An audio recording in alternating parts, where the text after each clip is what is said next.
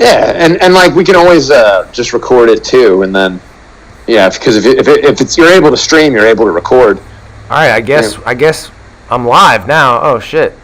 Okay. Oh, hello. I don't know. I guess I probably just have your voice being recorded. But wait, how do I? Let's wait. We're gonna. All right, that's cool. We can work with that. But yeah, if you see an easy way, otherwise it could work, man. We'll do it like old school radio. We got the live chat. I wish we could get you going on the same thing where you could see what I'm seeing. You know? Yeah. Why is this so difficult? Well, if you tell me what to look at, I can look at it right at my computer. I have my computer right here. And we're talking about the movie, so we don't really need any backup stuff because I think I know it mostly pretty well. Yeah, should I end the live stream right now and then start it again? I mean, No, just keep it rolling. All right, fuck it. Yeah, man. So can everybody see you? Let me see if I can go to the. Let me try going on my computer and see if I'll see us. Oh shit. Yeah. You see both of us? I see you. Yeah. Oh yeah, you're crystal clear. Okay, so. But you can hear me, so this is good. But we want to see you. It's a little bit behind. Oh yeah, you're crystal clear. Let's see. Oh sweet. Okay, so. Oh wow, this is crazy. I don't know. This could work, man. It's a little bit behind. But okay, so how would I get your face on here? How would that work? This could work, man. In your it's got to be in your OBS settings, or it might just be. I guess maybe I could. I'm surprised if you're getting the audio, you're not getting the video as well. It's got to be in your OBS settings, or it might just be. Sorry, I'm like listening to my own voice. Let me just log out again. I'm surprised if you're getting the audio, you're not getting the video. Hold on, actually, I can do this. Watch. Oh, look, cool. I'll say what up in the chat. Yeah, let's get this chat going. What up, chat? Sweet. Look at us, man. We're live. Hell yeah. Sweet. I can see your face. You're a little bit behind, but I see like if we wanted to discuss something and put it up. I want your face up there too. This is bugging me. Oh. Let's see. I got a media source. Is there anyone out there that can tell us how to do this? Look at the ordering of the different windows. You have something that's maybe over my visual screen? Could be. Let's see. You know what I'm saying? Like, yeah, somehow I ended up with a whole bunch of these things. Because you're getting the audio channel, so it's somewhat working. I'm just wondering if you look at your you know how you like stack them up and there might be something on the top. Maybe the background's on the top. Yeah. But if I wanted to bring in the Skype, how do I do that? Drag it to the top. But you already must have it, sort of. Yeah. Because you're getting my voice. Huh. Well, everybody, listen. While we're working on this, today's episode is about a classic feature film. That's right.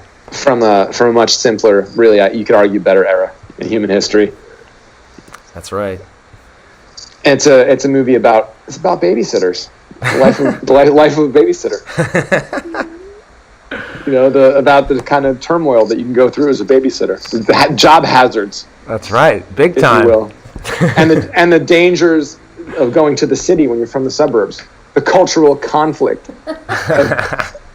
No, there's some deep stuff in Adventures in Babysitting. Big time, very deep. But I just love this movie. Is such a classic. It's one of my favorites, and I gotta say really for me the soundtrack is just off the hook. It starts off pretty banging, right off the bat. Yep. Oh yeah, that classic song, and then he kissed me. Yeah. And then wait, let me refer to my notes here. I made some notes. Here we go. So yeah, Yeah, that song is great. And if you remember, they had that song in the great scene in Goodfellas when they're going through the restaurant. Yes. It has a really sort of, you almost feel like you're floating on air when that song's on. Oh, yeah. And it's just, that's from that opening scene with her singing on the bed and everything. It's just like, I don't know, it captivates you, And then it goes from there, and like every scene is just golden. Yeah.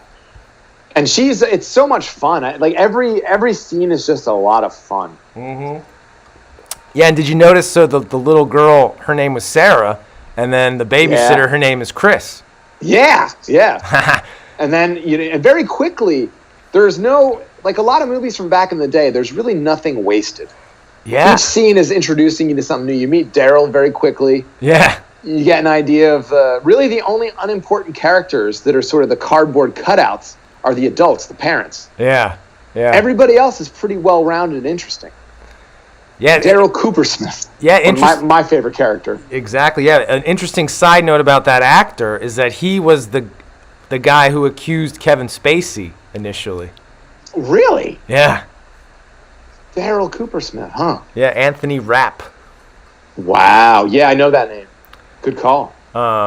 Yeah, he looks a lot different now. I remember like when it came out that he was the accuser, I was like, wait a minute, he looks kind of familiar. Yeah. Is that Daryl Coopersmith? Is that the stray dog? Yeah, and also I forgot that Penelope Ann Miller was in it as the friend. Yeah. She was in Kindergarten Cop. Yeah. Hell yeah. I liked her. And the way that she's like, she ran away from home and she's at the bus station. And I have to say, though, that back when I used to live in Philly, the scariest spot that I ever went to, ever, and that includes Northeast, West Philadelphia, the scariest spot was the bus station, man. Oh, hell yeah. In Center City. There was nothing like it. I used to not want to get out of the car. Oh, yeah. And it was like the car thief. Fast forward. We don't want to fast forward too much. But yeah, the Joe Gibb. The car thief. Joe Gibb. He's like, man, in this part of town, I wouldn't even get out of the car. I love the way that it portrays the city to the eyes of suburban children. Oh yeah. And there's the scene later on where Thor, played by the guy from the Kubrick movie. Yeah. What's his name again? Shit. From SVU. Yeah. Well, we should know his name. Because he was actually in an awesome Val Kilmer movie. Vincent D'Onofrio. Yes, there you go. He goes, kid, I'm from the city. I only do what's right for me. I take care of myself. Yeah. And then she warmed his heart. By giving him the hat for free. Yeah. She's like, you're just going to give me this plastic helmet? And that was so cool how he was like, hey, kid, I got one of these at home. Yeah. Yeah, man. He was cool. You could see that the city had hardened him up a little bit, but he still had the heart. Oh, yeah. It's amazing. Isn't it crazy what he looked like back then? Yeah. Compared to now. Yeah. I couldn't stop thinking about when he's interviewing people in SVU and just the way he talks. Yeah. But dude, he was also in a movie called The Salton Sea with Val Kilmer. I saw that one, yeah. Where he's got like no nose and he's got like this fake plastic nose. And he was also in that movie The Cell too with Jennifer Lopez. Oh shit, yeah. That guy gets a lot of work. He played that serial killer. He's pretty scary in it. He makes a good serial killer. Yeah. But dude, we don't want to jump ahead. We don't want to pass over like when they first go into the city and they get the flat tire, and then John Pruitt saves them. Remember with the guy with handsome John Pruitt. Yeah, with his hook hand. Yeah. Dude, that scared the shit out of me back when we first saw it. I know, man. I know. And now I watch it and I know that like I'm no longer as scared of the tow truck driver as a kid with the hook. Now I'm scared of them getting hit by the side of the road by cars, by drunk drivers and stuff. Like, changing a tire anywhere near the freeway is really dangerous. I know. Look at Cosby's kid. Yeah, and it's crazy. Oh, exactly, man. Yeah, I think there's some deeper fuckery with that one, but that's a whole other story. Yeah. That's a day for another podcast. Yeah. But so handsome John Pruitt, they get a blowout. They're driving into the city, into Chicago from a suburb, Oak Park, which is a really ritzy-ditzy, or at least it used to be, a ritzy-ditzy suburb. Bye. That's right. Yeah. But yeah, it was interesting. Like, so I always think of that "Gimme Shelter" song that's being played, as they're going into the city. Yeah, but you forgot about 25 Miles from Home. Yeah, that was. I love that song. So good. Yeah, that's a great song. I mean, the songs, the song choices that they made were like, it was interesting because there's no like cheesy '80s music, No, it's all just timeless, really good music where you'd want to go out and buy the soundtrack today. Oh yeah, yeah. Even Lisa liked it. Yeah, you could tell that whoever was involved in making that movie was also somebody who like really knew music. Yeah. Yeah, because they had Southside Johnny in it. I love that. Yeah, playing at the college party. Yeah, at the frat party. It was so awesome. I see my future in your eyes. Oh, you sing that well. Oh, thanks. But yeah, how about the guy that she meets at the frat party? That guy's cool. Oh yeah, man, he had a cool Jeep. I remember thinking, that's a cool car. And it was amazing how much he just oozed niceness compared to those other dudes. Yeah. She liked him. The big dumb bohunk. Yeah. And then Daryl, he's getting with that girl. Yeah. What about the romance? What about the sex? I care about those things deeply. And it's funny my idea for what a frat party was like, I got from Adventures in Babysitting, and from the typical '80s movies where they're pounding the mugs. Yeah, and he's drinking he pounds the popcorn.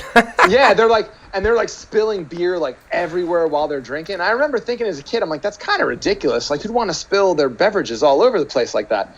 And then when I got to college, that was exactly what the frat parties look like. I remember thinking to myself, my God, they must have seen Adventures in Babysitting. See? Because these guys are behaving exactly like that. See, they were going, Chris Columbus, he was going for realism. Yeah. That Chris Columbus dude, he's awesome. He was doing. Yeah. What were the other things that he did? Let's go through them because he was. Yeah, I'd have to look that one up. But there was a bunch of was he involved in the Goonies? I don't know. Will you get my pillow? Chris Columbus. I'm gonna look him up right now. American film director. Let's look him up. Yeah, he's 62 years of age today. Oh, born in Spang. Yeah. He's still alive. That's good. Yeah, let's see. He went to NYU. Wait. Here. Oh, damn. There's a lot. Here you go. Listen to this, man. Thank you. Your Highness, let me help you. Thank you. So I was right about the Goonies, but he was also involved with the Gremlins. Oh, snap. Yup. Home Alone. Oh, well, there you go. Little Nemo. All right. Huh. Only the Lonely, which I did see, and it's kind of a good movie. It's a little dark, but it's an interesting movie. Is that the one with Robert Downey? I think it's John Candy and what's her name from Short Circuit? What's Brat Pack? Oh, yeah. What's her name? I used to like her. Sheedy. Yeah, Ali Sheedy. Ali Sheedy, exactly. Mm. And Mrs. Doubtfire. Wow. 9 months. Wait. So was he the director on these? Director, yeah. Oh, snap. Yeah, and it goes on, dude. Like, he's had. I mean, they're not all great. They get a little work, but 9 months. Stepmom, Harry Potter and the Sorcerer's Stone. Wow. All right. Harry Potter and the Chamber of Secrets. This guy must be so rich.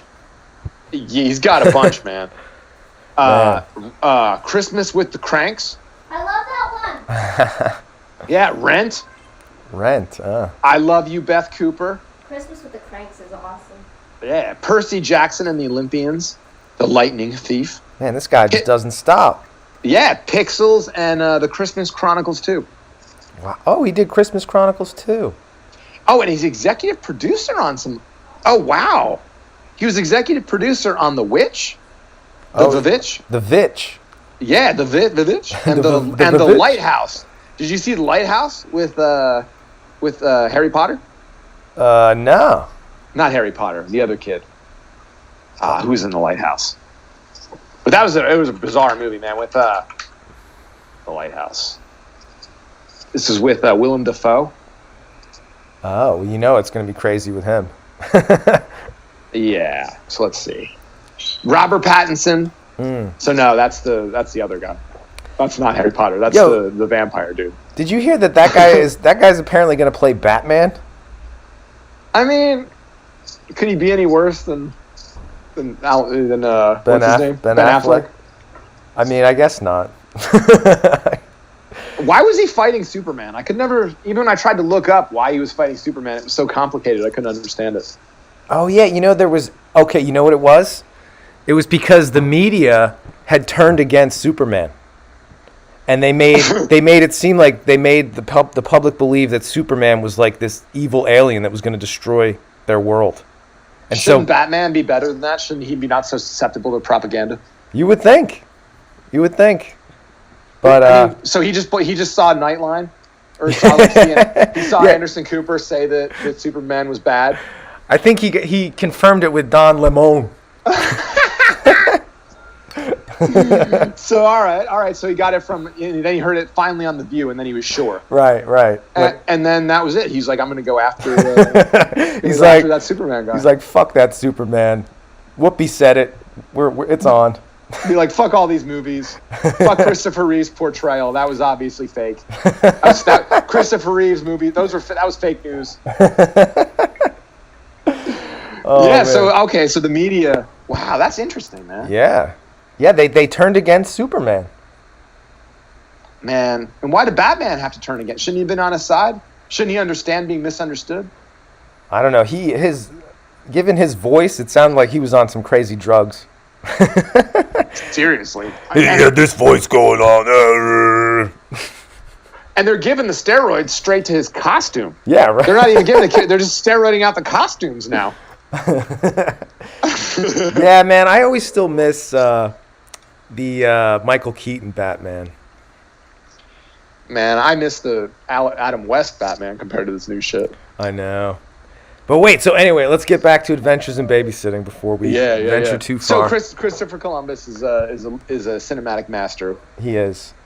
So John. Oh, how about when with Pruitt, he gets caught up. He gets the call on his intercom that his girl is cheating on him.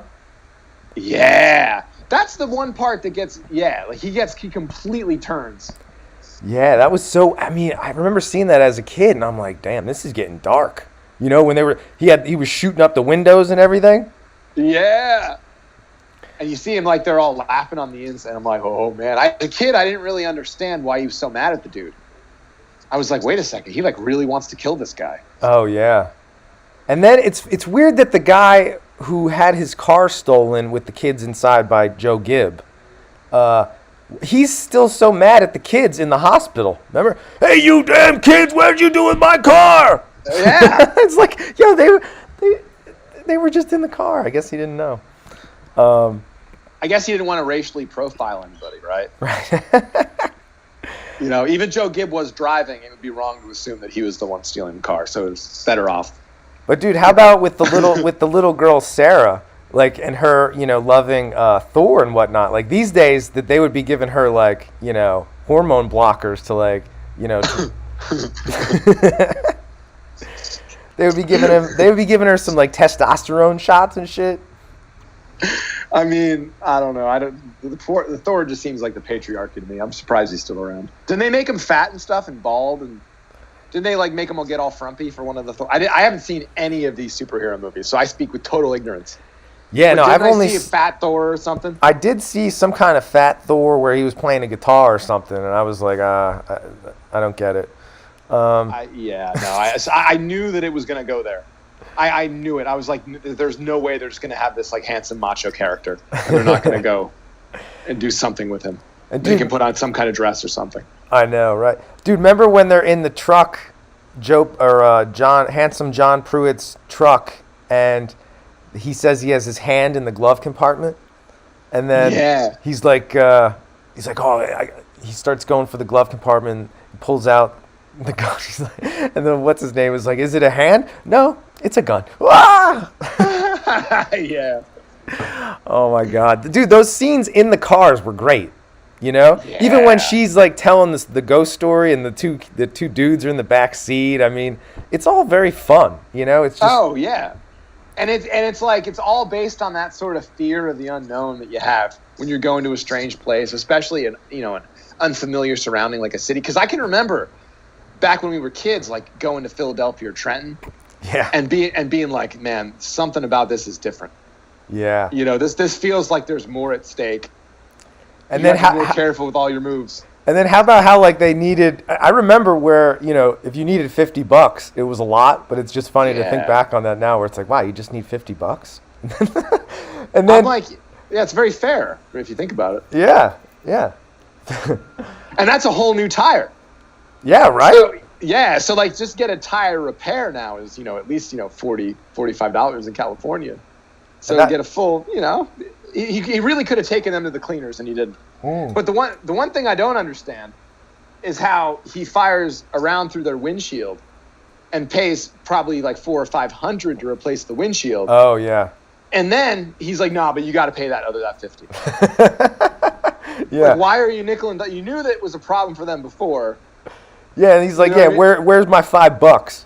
Give me my $5 or you get out. Like, isn't it well known these kids don't have any money? Yeah, what the fuck? And it's so scary to think about being out without access to money. That's what scares me the most, to not have a phone and access to money if you need it. I know. That was another trip with it where, thinking back to when they didn't have cell phones, where it was just like she gets the call from Brenda at the bus station on the payphone where, she got the homeless guy bitching at her about getting out of his house. And get out of my house. How about the guy with the gun though at the bus station who's just flashing it to her? I know, and it's like that seems totally realistic. That there probably are dudes that are just doing that weird shit all day. They probably don't mean to shoot anybody. Yeah, they just And I saw that on the guy's face. I saw there was just a joy of fucking with people. You knew she wasn't actually in danger. Yeah. And then you had the homeless woman who took her glasses. Yeah. The way she reacts when she puts those weird sunglasses on. She's like, she tries to see through them and she freaks out. That was very good acting by Penelope Ann Miller. Yeah, totally. Yeah. And the way she picks up the rat and good call. You could be like, you're gonna drop that animal, and she's like, why? What are you gonna do with him? I was like, we're gonna kill him, ma'am. How could you kill this poor defenseless little kitten? Like, she really has fearsome indignation in that moment, and she can barely see what's going on. Yeah. And she's running for her life, and I'm like, yo, that seems like a fun evening. It's such good. And she ran away from home. It's such good writing. Yeah. And then it's amazing how much actually happens because it's a short movie. Yeah. But a lot happens. I know, and each scene is just great. Yeah.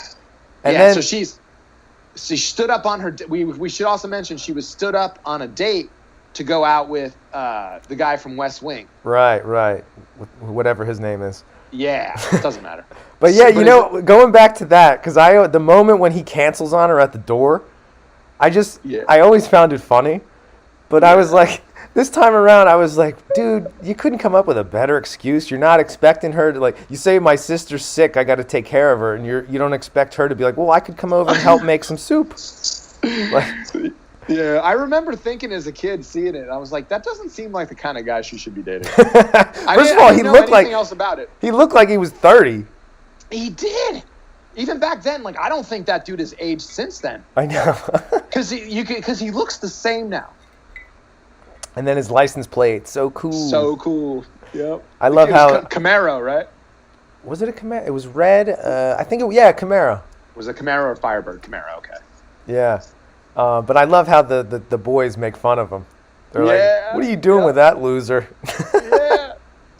And then cool. And then Daryl's telling him he beat the shit out of him for touching his car. Yeah. And then he's like, "Oh, Mike wouldn't do that. Mike's a nice guy." But I like how he almost has a lisp though, when he was canceling. I don't know. It was just, that guy. And the girl that he picked and took over Elizabeth Shue. Oh yeah. I mean, she was a little busted. I hate to think that she's listening, but let's just say I think that they weren't showing her in the best possible light. I don't think that actress was being shot the best way. Well, she was wearing a strapless top or a strapless dress, which I think is never flattering. Yes. Women out there, tube tops, no good. Strapless tops or dresses, no good. You need a strap. Your body needs a strap there. So just do us all a favor. We don't mind tan lines, you know. So forget about the tube tops. Forget about the strapless dresses. Okay, ladies. And the strap, even though it doesn't add any kind of like actually functional structural support, it does play with it actually is almost better than having there not be anything to support it. Yeah. But so what was her name? She had a weird name. It was like Sesame Plexer or something. That's the one thing. Because I don't know what that means. So we should look that up. A sesame plexer. Because I remember looking. Yeah. Sesame plexer. Yo, there's nothing. Really? Unless sesame. Yeah, because I remember I didn't know what that means, and I don't know what it means today. The only reason I even knew that she was talking about that girl was because she followed it up by saying, "Ooh, she's such a sleaze," or something. I think that was the line. Yeah. Yo, sesame. I can't see anything with a sesame plexer kind of spelling. So if anybody's on the podcast and knows what the hell that means, it's boggled me for my entire existence. I don't know what that means. I wish we had Ryan in the chat. Ryan, where are you? Anybody knows what a sesame plexer is? Okay, Adventures in Babysitting. Sesame plexer. So let's see if anybody else, because there's got to be somebody that was wondering about that. Yeah, why didn't they give her like a regular name? Sesame plexer. You know? Oh, sesame plexer. But even that, what is that a name? Sesame. All right, so people are asking about this. Okay, so yes, all right. We should also just say there's a remake, and not people shouldn't get confused. Oh, The Sitter with Jonah Hill? Yeah, don't watch that. Nah, there's another Adventures in Babysitting. What? Yeah. Oh, when was that out? It looks like 2016. Disney Channel. Was it a remake? Yeah. Oh, wow, I wonder if it was any good. But they say it's Sesame Plexer, like Sesame Place with Plexer. That is so weird. Yeah, so I feel very... Do I not speak English here? Because these are all very advanced terms. Like what? What is the word? Sesame Plexer? What does the word Plexer even mean? It's probably some like code word. I thought it was like a word puzzle, and that's what they're saying it is. So I don't know what that means, man. But so, I don't know. That's a great mystery. I was hoping that we would... Plexer. Plexer meaning, let's see. But it's supposed to... Sesame Plexer is supposed to mean a woman of ill repute. Oh, really? Yes. Oh, okay. So that's why they did that. Yeah. Okay. Anyway, so she's calling her a hoe. Oh, snap. But dude, we got to go back to Joe Gibb, when he takes them into the car thievery operation center. Yeah, that looked like a pretty efficient operation, man. Yeah. I was impressed. That functions like a pretty well oiled machine. Yeah, and I'm like, a lot of car factories. That's why I was surprised they're like putting like important notes on the Playboy. Yes, I did have issue with that. It's like, what? I'm like, you got a legit staff here. I'm sure you got payroll. You got to probably launder the money. You're telling me you don't have a notebook? You don't have legal paper there? Seriously. And also, if you're going to write notes, you're not going to write it on the centerfold. Yeah, no. I mean, that makes no sense. Yeah, even as a kid to me, I'm like, wait a second. Wouldn't you write it like in the advertisement somewhere in the back, or where they write their naughty stories or something? Yeah. But it was funny how the woman in the magazine looked like her, and then like people's reactions to it, like the doorman. Yeah. I love how just in the middle of the city they just have the Playboy thing up. Yeah, the Playboy ad. That's what I remember thinking. I'm like, so if you go to the city, it's just they just advertise pornography. Oh man. So how they escaped was pretty cool though. You know, yeah. So let me ask you this. So what do you think they would have done with those kids if they didn't escape? I feel like they would have just scared him a little bit and then like sent him on their way. You think so? Well, what do you? I don't know. I mean, you think they would have killed him? I mean, yeah, In that real- guy, that big head honcho guy was pretty scary.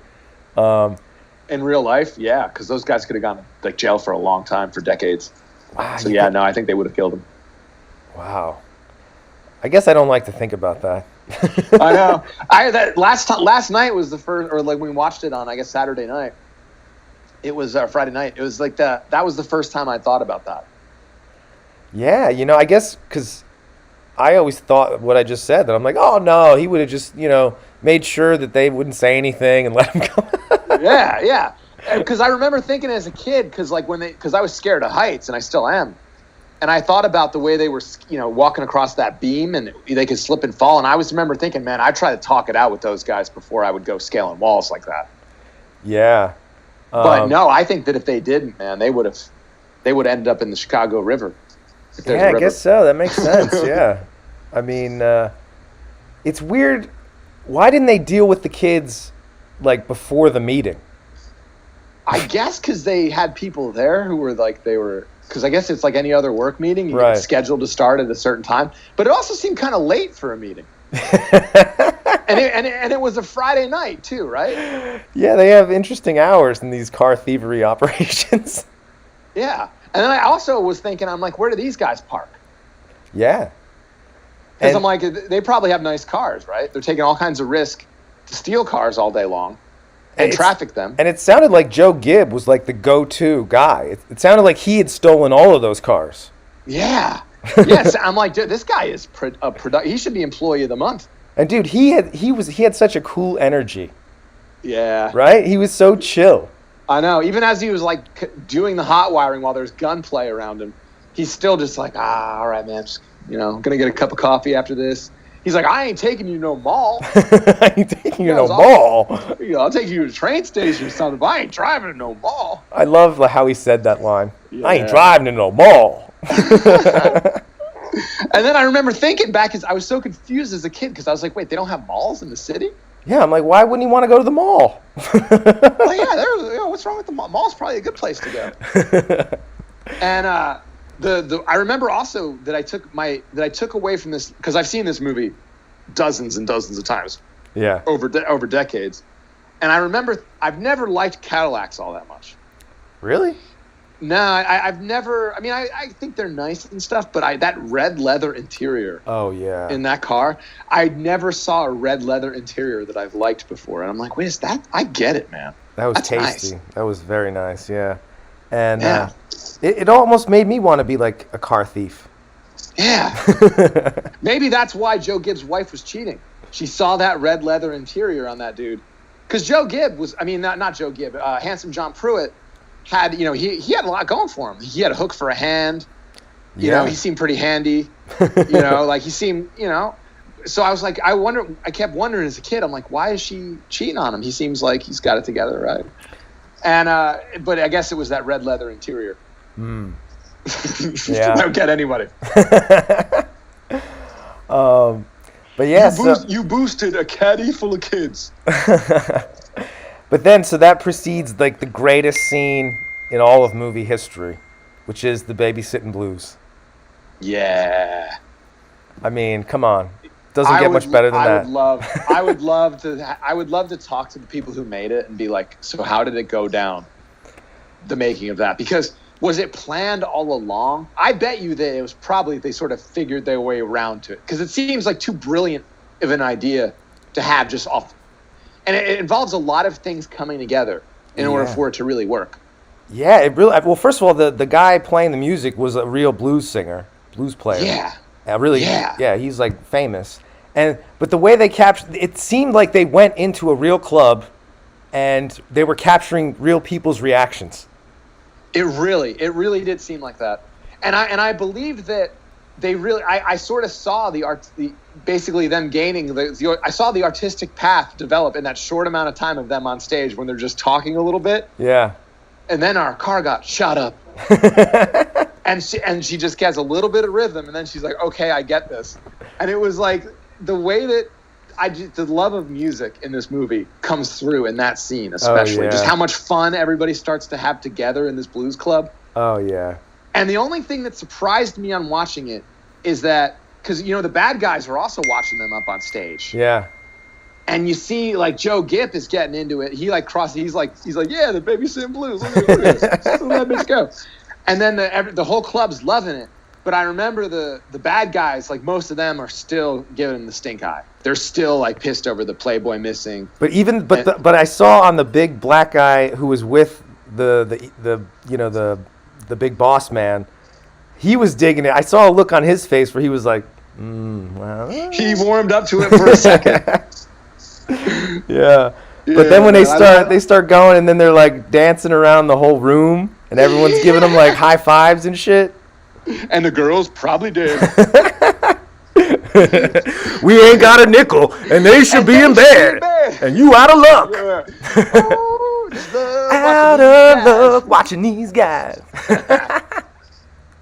And it's not perfect too. Like, they're a little bit off in the rhythm, because if it had been perfect, it wouldn't have worked. Right, yeah. It would have been lame. Yeah, they made it a little bit imperfect, and it was fun. Yeah, totally. And it's like, I feel like if they did the movie nowadays, they would have hired somebody from American Idol. Yeah. And it would have been like out of a recording studio perfect, and the scene would have sucked. Yeah, and you can you really feel it when they come out of the club. Like their exhilaration, it really feels real. They're like, "Oh my God," and it's just I love that scene. The Silver Dollar Room. Yeah, that's what it was called, right? Yeah, Silver Dollar. Yeah. I remember thinking to myself, I'm like, man, if I'm in Chicago, I'm visiting that Silver Dollar Room. You think it's a real place? Man, I'm gonna look it up right now. I meant to do this earlier, but I'm looking up Silver Dollar Room, Chicago. Yeah, I think it does look like it's a real place. It sounds like it should be. Yeah, no, it is. Yeah, no, it's a real historic. Oh, Vice did an article about it. Historic venue. The Silver Dollar. It looks. They shot it right there. That's so cool. That movie is so cool, man. Of course, they shot it at a real place. Of course. This is one of my favorite movies. It's in my top 5. Yeah, it's just so charming, man. Everything about it, and watching it again made me think, like, it just, whatever is on your mind, this is going to chill you out. It's going to take you to a good place. And if you're having a bad moment in life, or you need to just sort of feel good, and you don't need to have any kind of like any darkness, this is a good place to go. Yeah. So where does it? So okay. So they leave the club, and then do I remember? Are they on like a roof? Do they go on a rooftop or something? It looked like they were on a rooftop somehow. After they climbed off the roof, I mean. But then they go a little further, and then what's his face? Daryl meets like a hooker. Isn't that where he meant the hooker? Yeah. And then the hooker was 17, the same age as the babysitter. Yeah. But she looked like she was like 40. Yeah, and she ran away from home just like Brenda. Yeah.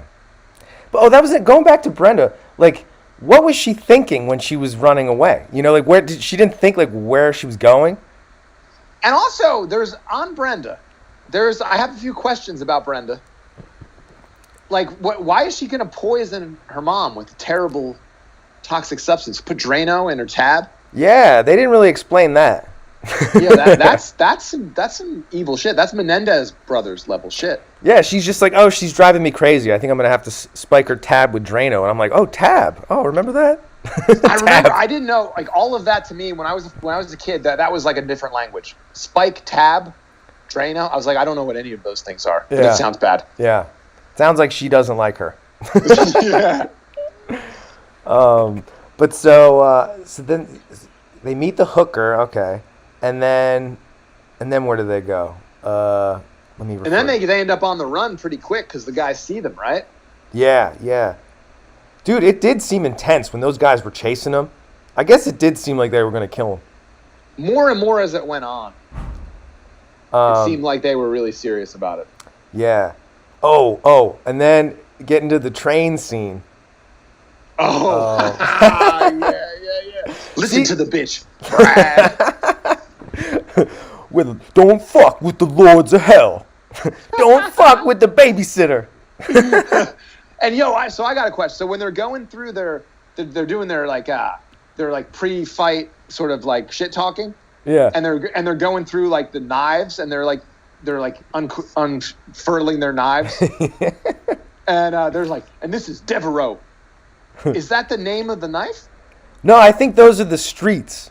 Those are the streets that they're crossing, because they're like, he goes, what was it? It was like, there goes Jackson. Yeah. Here comes Devereaux. Yeah, that's smart, man. I was really dumb. I was like, man, they're naming their knives. That's so badass. I loved how the one guy had a cane. The guy who was in the... Yeah. And it's so awesome that they're back in the day, man. They didn't have any gun. Like, it was just straight up knife fighting. And I love how they're ready to like stab each other, but but then she grabs the one knife and she's able to like fend everybody off and like like back up, and they're like, all right, baby, chill out. Chill out. You obviously know how to throw that thing. What the other thing, as a kid, I assumed that there was something special about the knife that she picked up. I was like, wait a second, is that like the Sword in the Stone type thing? Is that like a special switchblade? Yeah. So that's good. That could beat all the other knives. I just didn't understand the basis for knife fighting. And then, so when he gets his little stab wound, and he's got one stitch. One stitch. Chris is gonna think I'm such a failure. And then I love how the doctor screws up and thinks that he's mistaken about who died, and she's like, he is dead. He is dead. Oh dear. And sorry, your friend is dead. But dude, I remember as a kid seeing that and feeling Brad's pain about like wanting to impress Chris Parker. That was her last name, right? Chris Parker. Yeah. Yeah. And wanting to impress her. And it's funny because he's only, what is he, 2 years younger than her? I know, which is nothing, man. Yeah. But like in high school, that's huge. That's everything. It's like a junior or senior. I'm not going to go out with a freshman or. Oh man, it was they were in like a whole different sport. Not even different league. I bet the guy that she was dating probably was like close to 30 in the show. It kind of makes sense. Like because Daryl said that I guess maybe he was supposed to be going to school because Daryl like encountered him, right? With the fight. Yeah, but I didn't know that was in school. I didn't know if he was in college. Yeah, it didn't have to be in school because Daryl could have just been touching his car anywhere. Right? Yeah, because the dude in college and University of Chicago, shout out. Let's get a good physics department over there. Oh, word. But I remember those. That's the guys. They looked old. They looked younger than Mike to me, and still really. Which guys? The guys at the University of Chicago. Yeah. Oh, the guys that came up to her with the Playboy. Yeah. Yeah. And even the guy that was the nice guy that she likes. At the end. What the hell was his name? Let's see. Maybe it's in my notes. That's the guy that Mom did Alone for. Yes, that's right. Yeah. I thought there was somebody in the movie. I'm going to look it up. That's in babysitting cast. Because I'm drawing a blank on his name, too. I want to know how they got the rights to all those songs. Oh, George Newbern. Oh yeah, that's right. Yeah. Dan Lynch. Plays Dan Lynch. In the movie, it was Dan Lynch. Yeah. Huh. And what about Keith Coogan? And he was in 2 strong babysitting movies. What was the other one? Don't Tell Mom the Babysitter's Dead. Oh, that's right.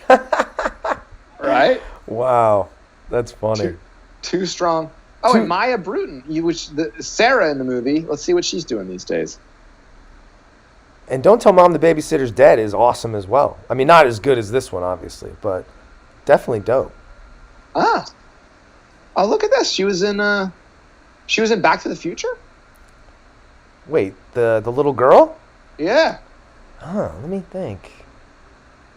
Was she one of the little girls at the when they're at the soda fountain? Oh, you know what it is? She has the skateboard. Wait, are we in part 1? No. Oh, wait. No, this is part 1. You're right. Sally Bain, she plays. Who? So she would have been 6 years old. So she was probably, or 8 years old. So she would have been probably pretty young in that movie. She was somebody's kid, like in the background or something. She was also in The Wonder Years. Oh yeah, I remember her in that. Yeah. Let me see here. Okay, let's get this. I'm trying to. And she was also on the show Parker Lewis Can't Lose, which I kind of remember watching that show a little bit. Yeah, I had a friend that I played hockey with named Parker Lewis. Yeah, I remember that kid. Yeah, that show was really weird. It was weird. I remember not really understanding it all that well, but sort of watching it a little bit, thinking it was kind of interesting. Oh shit! What the hell is this? It's the niece and nephew. Should I answer it? Yeah. All right. I don't know if we want to put them live. I don't think they'll be able to be seen. Hello? Oh, we should definitely not show this. Wait, where are you? What? Because we're on a live podcast right now, so we should. Oh, well, I was trying to put Chris in this too. Okay, the kids wanted to say goodnight, and I don't know how I did it. Where I put? Oh wait, let me see if I can add you. Let me see. Add a person. 6. It flew open. 6. Let's see. Let's see. Yeah, we don't want the kids in the bath on the live stream. No, that would be not good. Add person. Okay, wait. I'm doing it. Oh, okay. What up? How do I get it? Uncle Chris. Hello. You want to be on camera? Is it doing it? It's live. Oh, there's James. Wait, I Oh. tried to add Chris and it wouldn't let me do it. See if you can do it. Did it show it? It did for a second. Yeah. Maybe I should pause this live stream. All right. Hi guys. We'll be back. Oh, hello, kiddos. We're gonna stop live.